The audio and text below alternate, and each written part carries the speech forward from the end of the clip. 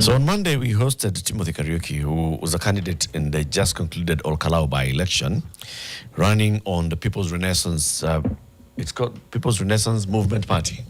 Yes. The Renaissance. Lakini hisi ni Kenya, tunasema Renaissance. Renaissance, kitu gani? What are those? But Timothy, we told him you'll come back because one of the things that as we were having a conversation, he said, you know, it's about manifesto and political promises, and then people going there and behaving as if they never promised you anything. And he said, no, that is actually something that you're going to present as a shika mic. Karibu sana, Timothy. Yeah, thank you so much. It's good to have you back here. We know you're a student at JKUAT. You are a fixer. You wanted to be MP for Olkalau, but this time you didn't make it. You said you'll be back, and we want you to go back as many times as you can. Engage with the people. But first, welcome you to the conversation. As you know what we did on Monday, Felaris is going to give you the day's quote. Karibu sana tena. Today's quote is actually an African proverb, a Swahili proverb. And it reads, "The one who has crossed the river does not laugh at the one being carried by the current." The one who has crossed the river does not laugh at the one being carried by the current. By the current river? Yes, by the river itself. This means, like, according to my understanding, it's like that for you having gone some challenges in life and seeing another person going the same challenge, you understand it, you understand him or her for whatever he's going through. Because you have been part of it. Correct. Fact. I actually like that framing. Yeah. It's true. You really cannot, you should not be the one laughing. Shouldn't. But like Eric said, unfortunately, it usually is the person who has gone there. Suddenly you're like, kuvuka tu mto ndio umeshindwa.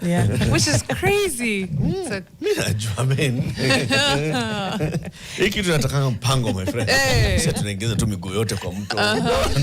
Kwanza unapima, Unashika mawe. Wewe nilikwambia.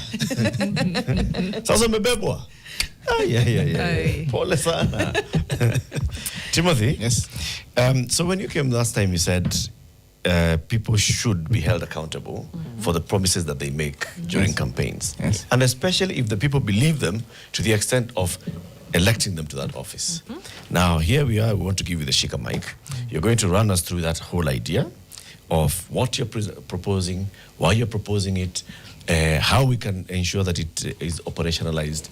And then when you finish presenting, we shall now engage with you. So, Timothy Kariuki, shika mic. Okay, thank you for giving me this opportunity. And this is my idea. I think manifesto should be a legally binding document. We should make it a legally binding document.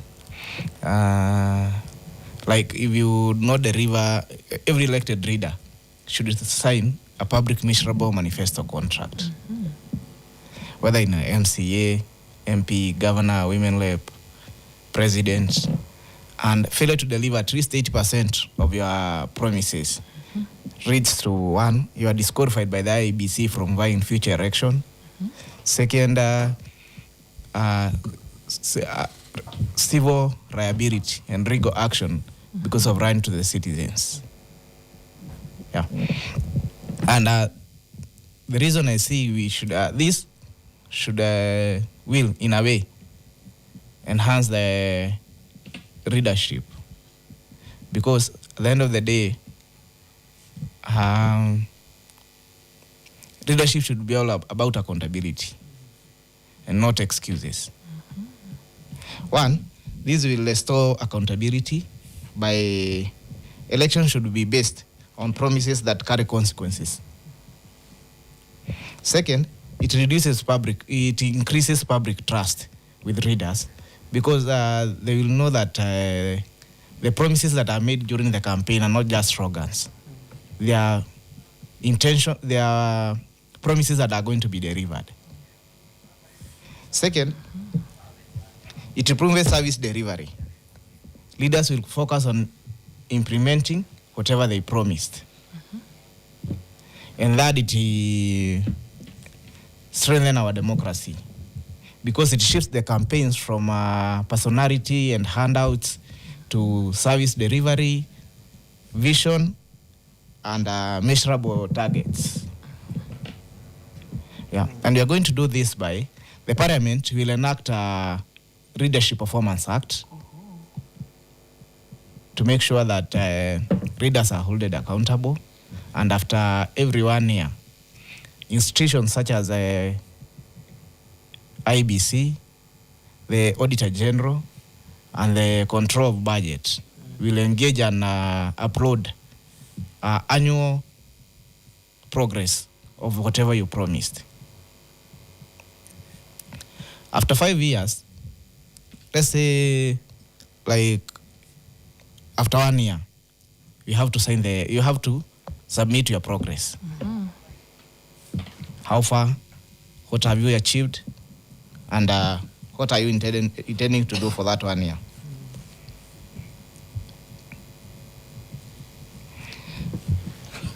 And also, this role should also recognize the factors that are beyond readers' control, like natural calamity, budget limit, budget cuts, and so this will be it will be fair in a way, because at the end of the day, the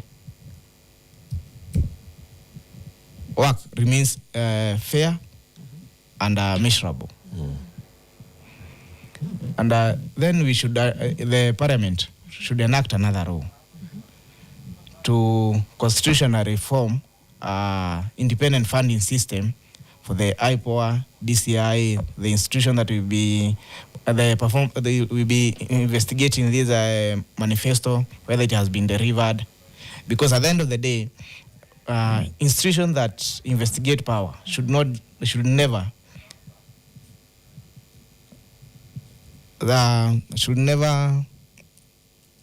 be dependent on, not dependent, but should never depend on power for survival.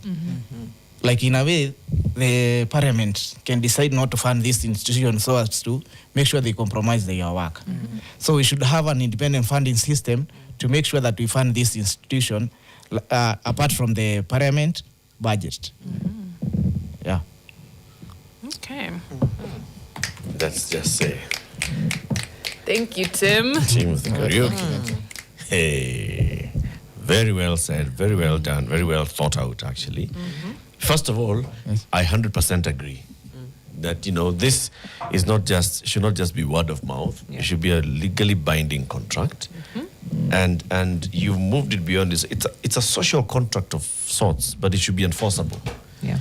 And just the thought of how do we enforce it by saying, let's actually enact a law that says you're answerable to that is one way of going at it. Yeah. And ensuring that then we safeguard the independence of these independent offices is another way of going at it. So I am completely bought into this idea myself.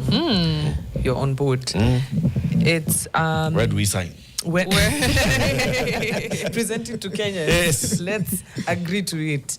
But what would need to change within the structure of our law to be able to make provisions for this? And who would be, say, if the courts are, for example, supposed to then become the enforcer, what sort of changes would we need to make within our legal framework, constitutionally, for this to happen? Because I was just looking up jurisdictions across the world that then have been able to model something like this. And the only one that came up was India.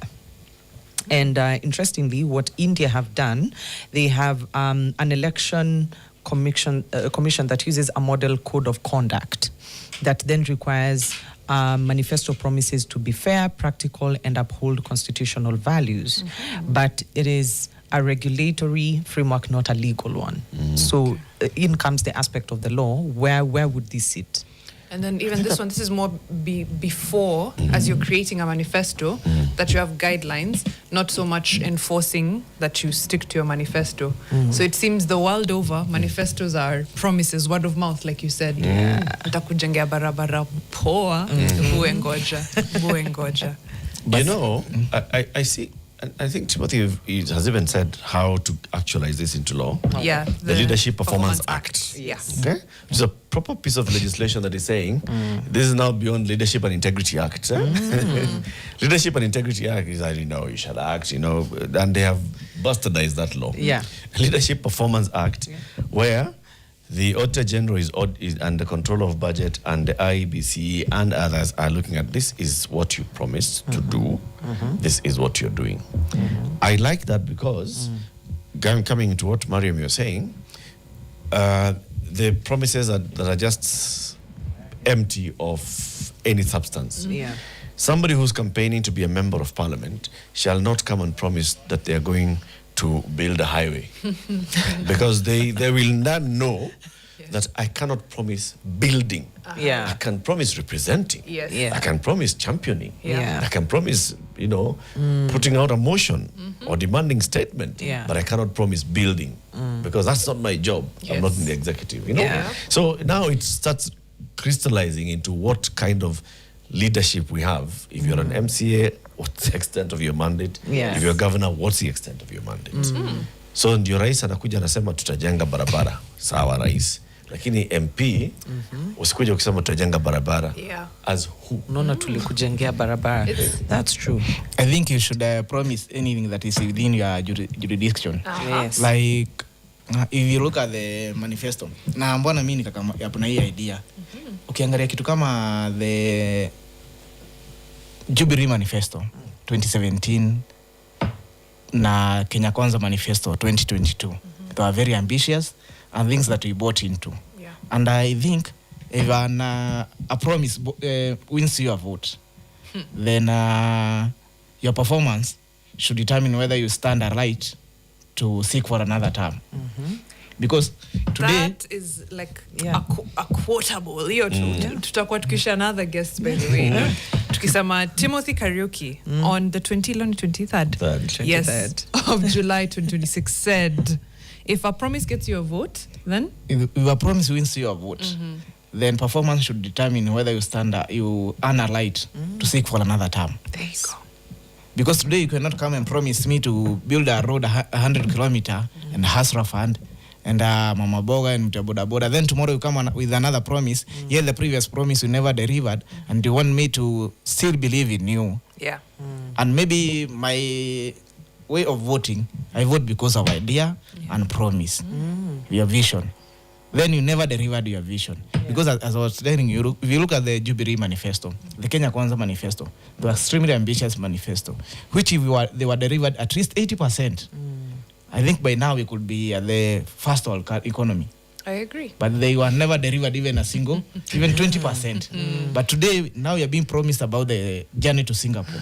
Are we, how can we be promised that, and how can we be protected that whatever you vote into is going to be delivered? Yes.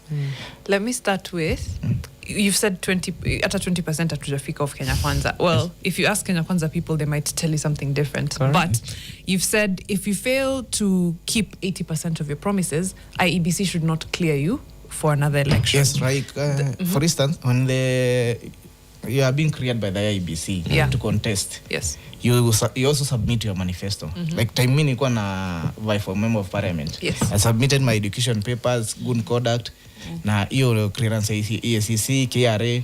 I should also be asked about my manifesto. Ukichaguliwa utafanya nini? Like mimi nafanya diploma of civil engineering with technical, and according to the knowledge that I have, well, kama for instance you are given a contract to build this structure. Yeah. You sign a contract with the client, and there is a limit that you cannot go beyond. Now, if a construction contract are being signed, why should we not sign a manifesto contract? Because ukiangalia kama, do you remember the case ile ilikuwa ya BBI? Ilikuwa ilisoma sijui ilisoma na Ndongo.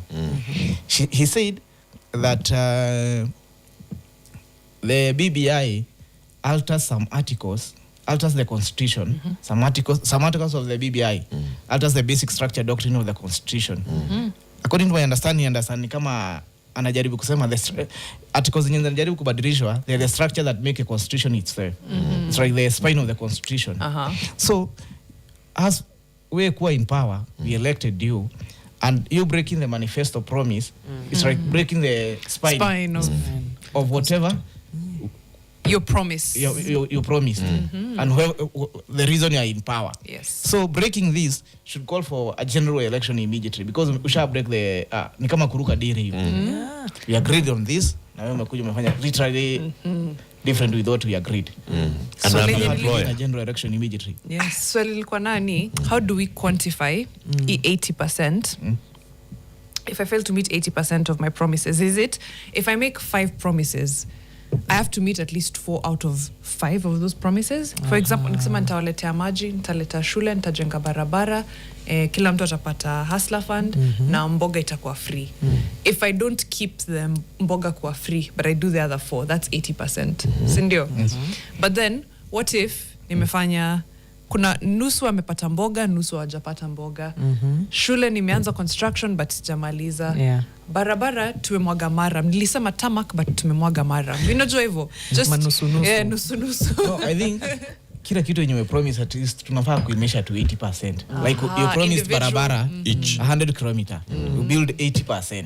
You promise health hospitali kitu kama level 6. Hii construction yenye umejenga imefika 80%. Progress of work ikiwa taken imefika 80%. Like tunafaa to sign from that angle, because na hii vitu ni juu ya politician how they have been liars. Jamaa leo anakuambia hivi, kesho anakuambia hivi, you're not even sure whatever is telling you whether he's going to do. Wewe una doubt. Na at the end of the day we need readers. Lazima tukue tu na wao. Yes, true. So what are we going to do? Lazima tukue na system in place ya kuwa hold accountable. Whatever you promise, kindly deliver. So every individual promise ukue at least umefika 80%. Hata wewe sasa ukifika pale kwa ballot utakuwa unaangalia timoni mgani. Na utakuwa unaangalia manifesto uone who is serving my interest. Hizi manifesto zote 5 ziko hapa. Ni gani na serve my interest? Because at the end of the day your interest should come first. Yeah. Very true. Timo, Yeah. a couple of issues. Number one, are we talking about manifesto at presidential and party level, or manifesto at individual level? Because now, if we say, for example, William Ruto and the Kenya Kwanza had one single manifesto, and he could argue, or they could argue, that even the MP who was campaigning and the governor who was campaigning under Kenya Kwanza were campaigning on the strength of the Kenya Kwanza manifesto. Or are we saying that you look at the presidential promise and then the particular MP promise, particular governor promise? Kila mtu anafaa kuwa na manifesto yake. President, MCA, because we elected all of them. And that's why nasema unasign manifesto within your jurisdiction. Like when ni MCA, kazi ya MCA ni gani? Wewe tutetee manifesto within your area. Wewe ni MP, kazi ya MP ni gani? Kuna registration, kuna representation, na kuna hii pesa ya CDF. Hii pesa itafanya aje? Kama ni president wewe ni uko na mandate ya kuderiva XYZ. Tuletee manifesto within that. Na usipoderiva 80% unakuwa disqualified. Utakuwa in future election. Because wewe huwezi kuwa unadanganya watu na kesho pia unakuja na uongo ingine. It's like poetry. Lakini kuna kazi hapo unatupea kama voters. Meaning at every election nasoma a minimum of 18 manifestos. Okay, assuming a minimum. Kama ni only one person running for each office, minimum of 6. But we know how our siasa is. There'll be at least 3-4 candidates on kwa every whatever. So nasoma manifesto 24 at every election. You know, then the honest Honestly, they are worried. And Because you're engaging with these 24 candidates anyway. How are you engaging with them?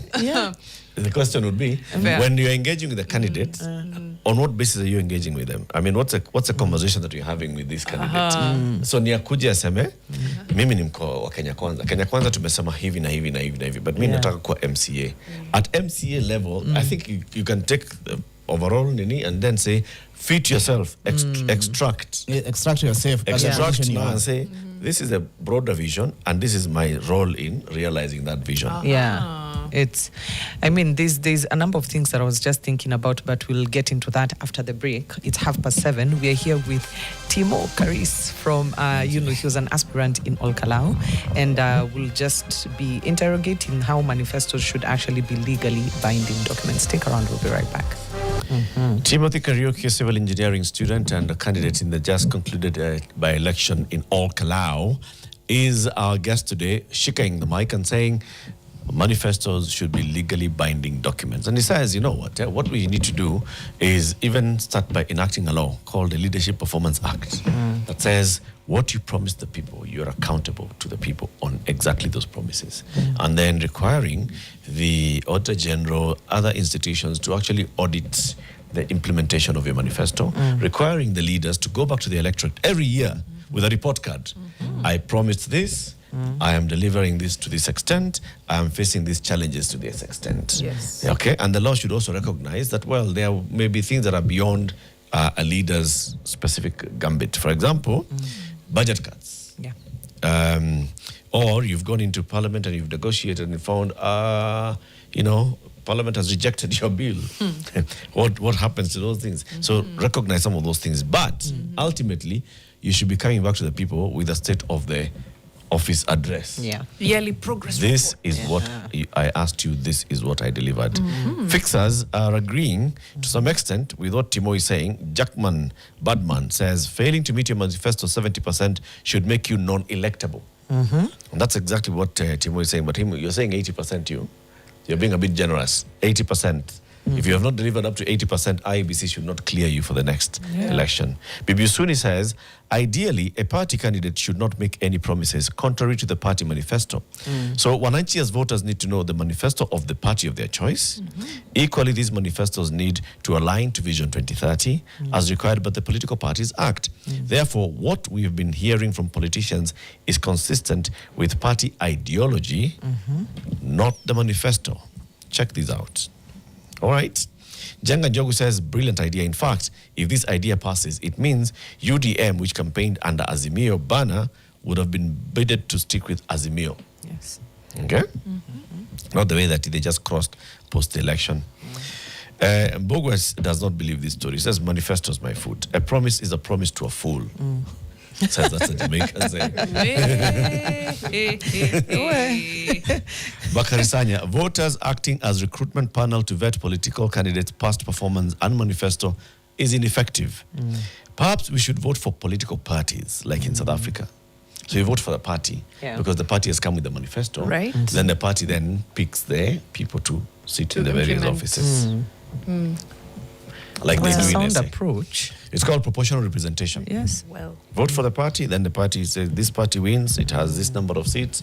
So it brings in people into the assembly on those seats. They're not necessarily representing a constituency, they are in the assembly. Yeah. They are in parliament. I would like to speak to the people of South Africa about this. About that. It has worked elsewhere in other countries. Even in South Africa, if you look at what they engage in, so they may say that the party may not be effectively, answerable to the people, but they are. They are. That's how come you see in campaigns, ANC is losing ground, Yes. EFF is gaining ground, Yeah. and the other party, what's it called, is also gaining ground. DA. Yeah.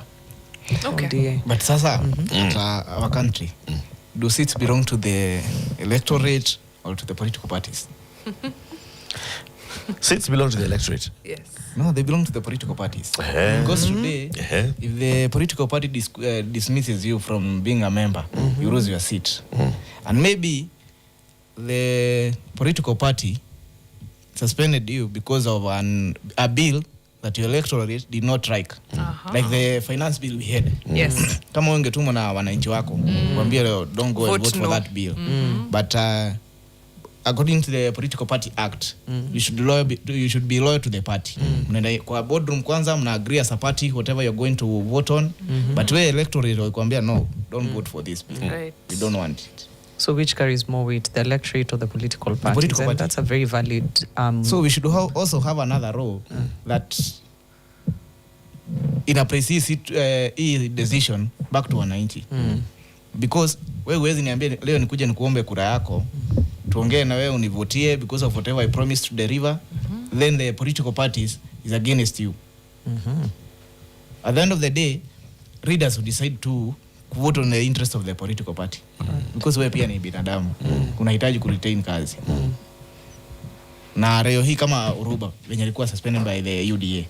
Yes. She lost her work. Well, she was nominated by the party. She was nominated, but if she was an elected leader, do you remember the ile case yenye Aisha Juma? The time alikuwa ODM alikuwa amepelekwa disciplinary committee.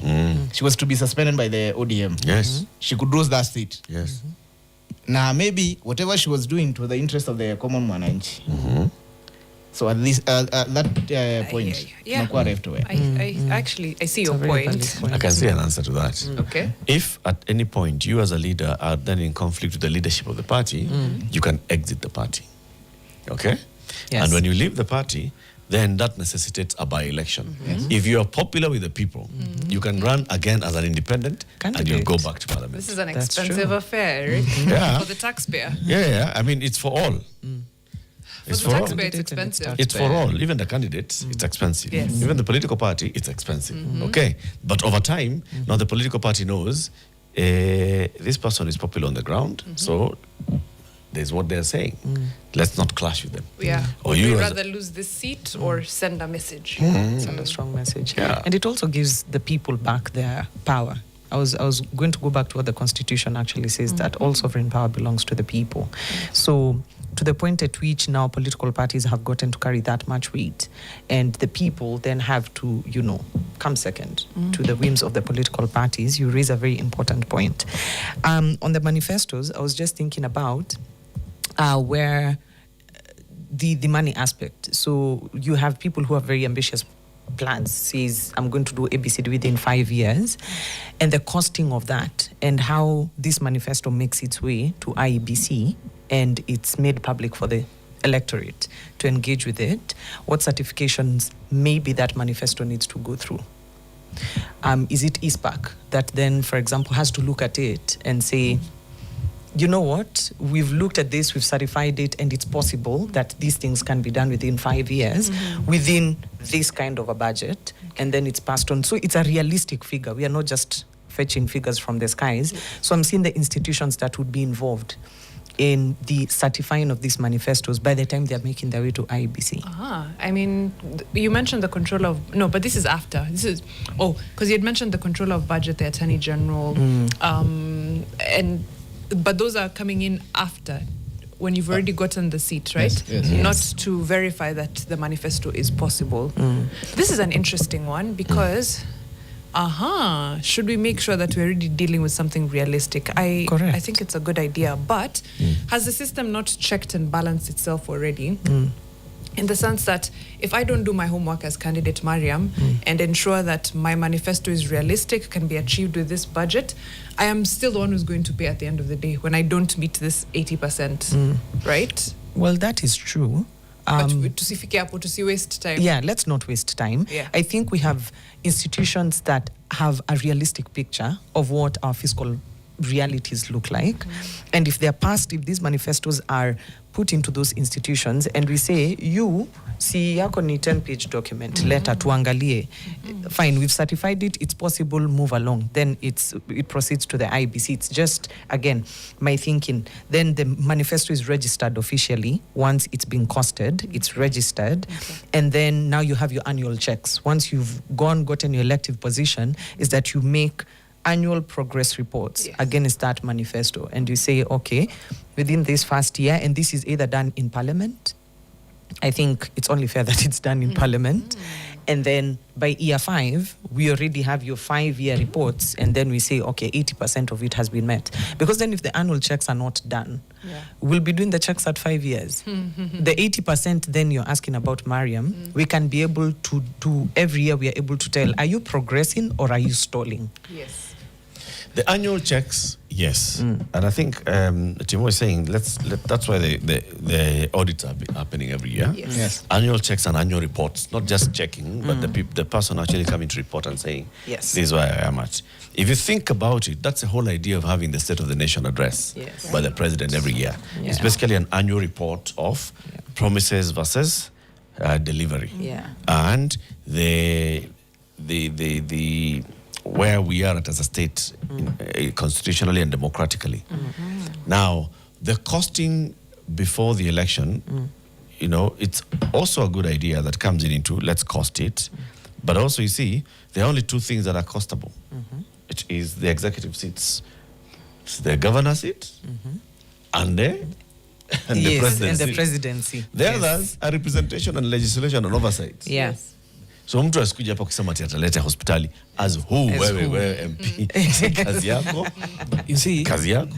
mi hujiuliza aje, like today we are saying about 1 term, 2 term, na like I mean nakuwa so determined about the change of this nation. We really require progress. Kesho, I'm very sure Ruto is going for 1 term. But what if we elect another person who have the same character like Ruto, tutakuja tena 5 years tuanze kusema 1 term na 2 term. We should have a progress. Leo hii tuseme like, for instance, Gachagua amekuwa president. Yes. At some point hata wewe utaanza kujiuliza, Are we okay? are we okay with this? Yeah. So to make a decision once and for all. True. Let's have system to hold these guys accountable. Yes. Tumekuchagua wewe leo na tumemaliza hiyo story, tuende tukafikiria vitu zingine kufanya kazi. Si tukuchague tena tuanzie next year 1 term, 2 term.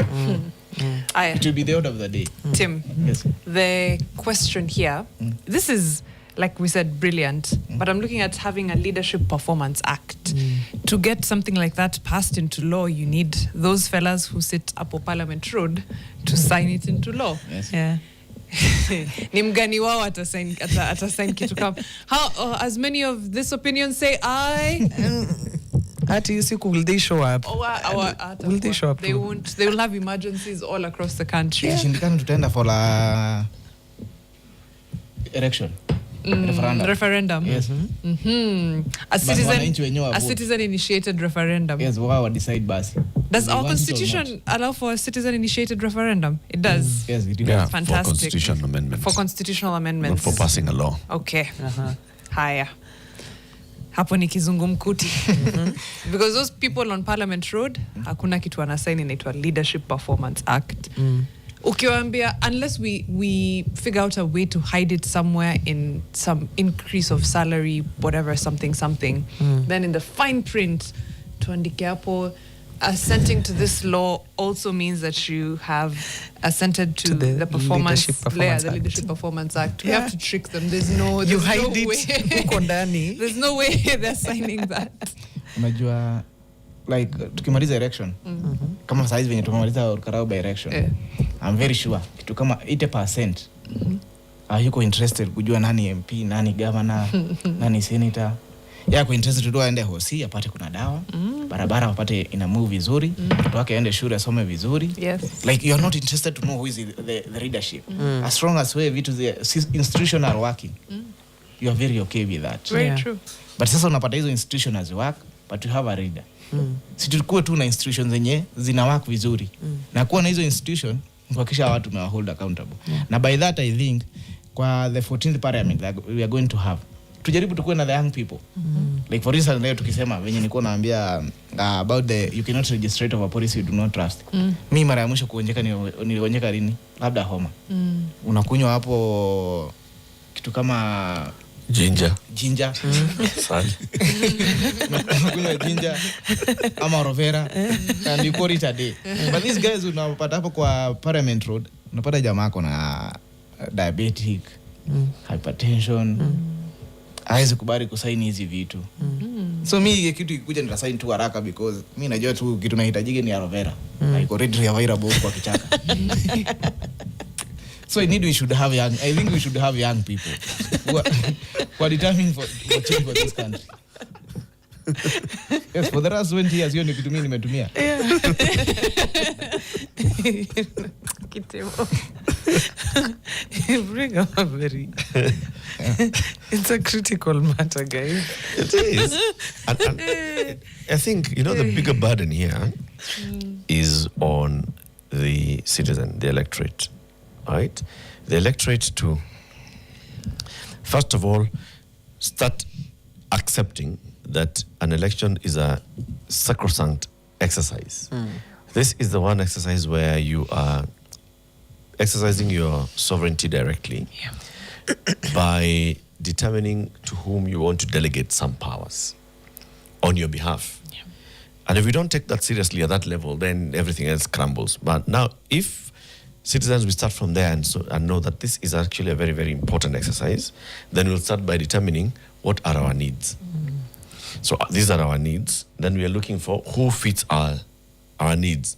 It's like today, if NMG creates a new position, it'll create a position, it'll look at this. This is why we are creating the position, because we need somebody to do this, and the other. So there's a job description and a scope of work. Then we say, we are looking for a candidate who fits this, who can do this job. Yeah. When people are invited for interviews, they are not coming to be asked, and what did you do there? We're asking, what did you do there in relation to see whether you would be able to fit into this role. Yeah. So it's the same thing, that if somebody is coming with a manifesto, they are coming with a manifesto that answers our needs, and they've already known our needs. And then we look at, okay, so you got our needs right. Let's move to stage 2. Stage 1, you didn't get our needs right, you just get out. Yeah. We're not dealing with you. Stage 1, you got our needs right, move on to step 2. Yeah. Step 2, so how do you propose to address our needs? All right? How do you prioritize those needs? Because the needs are many. Right. How do you prioritize them? We aligned on the priorities, you move to step 3. Step 3 is now, what will you do to actualize these things? How realistic do we feel that is? Do we trust that you actually can do it within the time that you're saying you can do it? Are you convinced that you can do it? Then that's why you go into step 4, being elected. Yeah. You know. But all this is the citizens who are taking themselves through this exercise to do that.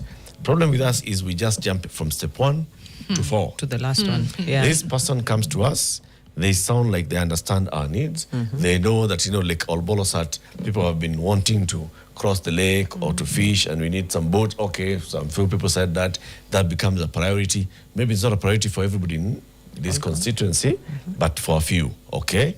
They understand that roads and hospitals and universities are needed, and we now determine that, we like or we don't like this guy.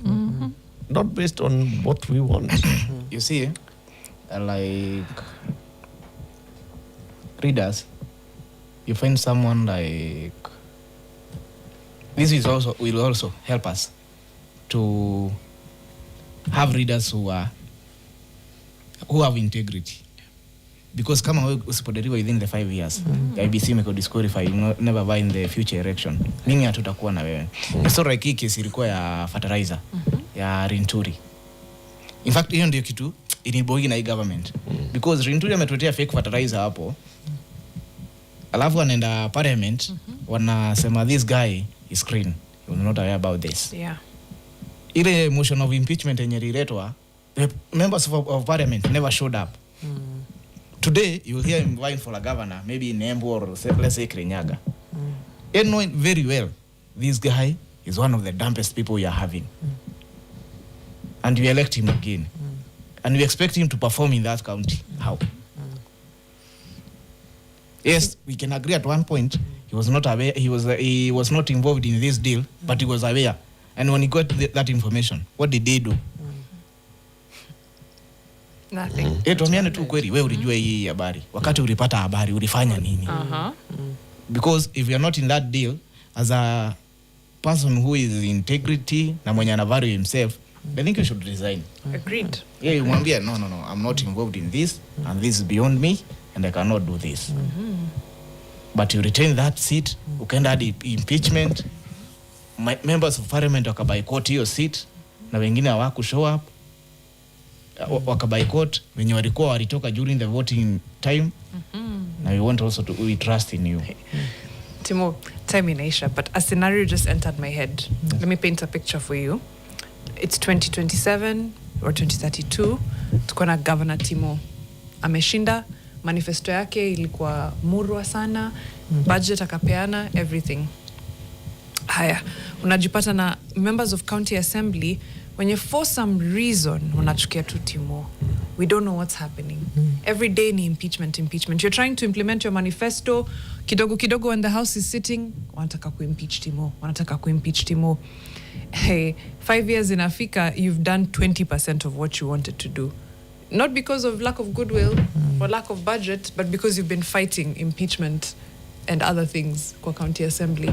Should IEBC still block you from vying for another term? You see, when we elected like the county government, the manifesto that I submitted, the MCAs should also sign to it to make sure, because hii kitu tunadariwa mimi na wao. I like this, okay.